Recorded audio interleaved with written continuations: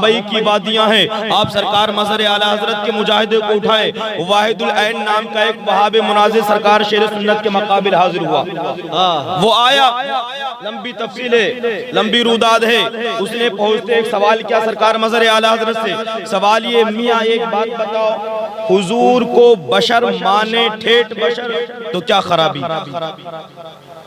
مظہر اعلیٰ حضرت نے جواب دیا یہ کفر ہے، ٹھیٹ بشر ماننا۔ کہا کیوں کفر ہے؟ کہا حضور نے فرمایا ایکم مثلی، تم میں میری طرح کون ہے؟ اگر حضور کو بشر نہ مانے تو کہا یہ بھی کفر ہے۔ کیسا کفر؟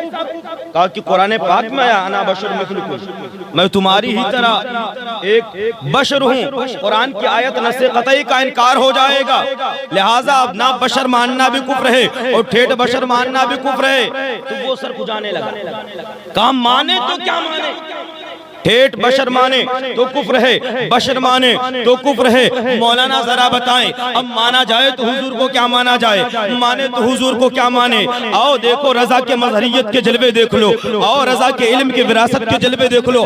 آج وارث بنتے پھریں لیکن حقیقت میں سچائی تو یہ ہے رضا کے علم کا جو سچا وارث تھا اسی کا نام مظہر اعلیٰ۔ زندہ باد زندہ باد، بہت حقیقت میں جو اعلیٰ حضرت کے علم کا وارث تھا کوئی تھا، اسی ذات کا نام شیر سنت تھا۔ وارث کہنے سے وارث کوئی نہیں بن جاتا۔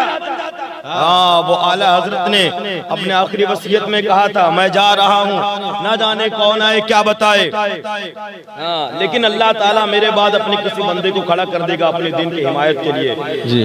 مفتی اعظم سنبھل سے پوچھو، مفتی اماد الدین صاحب سے، انہوں نے اس کی تشریح بیان کرتے ہوئے کہا اعلیٰ حضرت نے جو اپنے آخری وصیت میں کہا تھا میرے بعد اللہ تعالیٰ کسی کو اپنے دین کی حمایت کے لیے کھڑا کر دے گا۔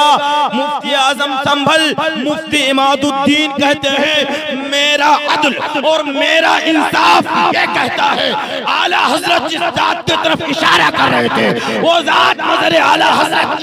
سبحان اللہ سبحان اللہ سبحان اللہ۔ غور کرنا، فرماتے ہیں میرا عدل اور میرا انصاف۔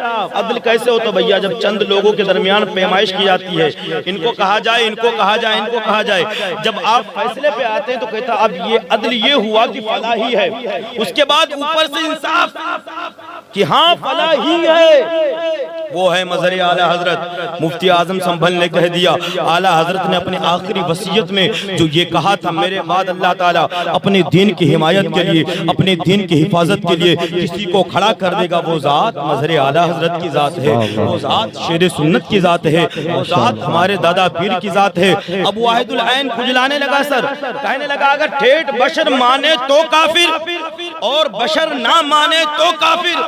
سبحان اللہ۔ وہ ان کے سامنے سوال کر رہا تھا جو کہہ رہے تھے کہ سگ ہوں میں عبید رضوی غوث و رضا کا، سگ ہوں میں عبید رضوی غوث و رضا کا، آگے سے میرے بھاگتے ہیں شیر ببر بھی، آگے سے میرے بھاگتے ہیں شیر ببر۔ کہا تو سمجھ نہیں پا رہا ہے، کہا مولانا سمجھائیے اگر ہم حضور کو بشر مانے تو کافر اور ٹھیٹ بشر مانے تو کافر تو مانے کیا؟ اب آؤ سنو سنو عاشق کی بولی سنتے ہیں، آؤ سنو سنو دیوانے کی بولی سنتے ہیں، آؤ سنو سنو حضور کے غلام کی بولی سنتے ہیں۔ ہمارے اور تمہارے دادا پیر سرکار مظہر اعلیٰ حضرت نے برجستہ جواب دیتے ہوئے ارشاد فرمایا سن کہنا ہے تو یہ کہ محمد الرسول اللہ صلی اللہ علیہ وسلم بشر لا کل بشر بل ہوا کا یاقوتی بین الحجر۔ پوچھو علماء کرام سے اس کا ترجمہ، پوچھو ان علماء کرام سے اس کا ترجمہ، فرماتے محمد الرسول اللہ صلی اللہ علیہ وسلم بشر لا کل بشر بل ہوا کا یاقوتی بین الحجر۔ سن لے اے خبیث واحد العین، ہمارے سرکار بشروں میں ایسے ہی ہیں جیسے پتھروں میں یاقوت پتھر کا جواب نہیں، ویسے بشر میں مصطفیٰ کا جواب۔ ماشاءاللہ ماشاءاللہ۔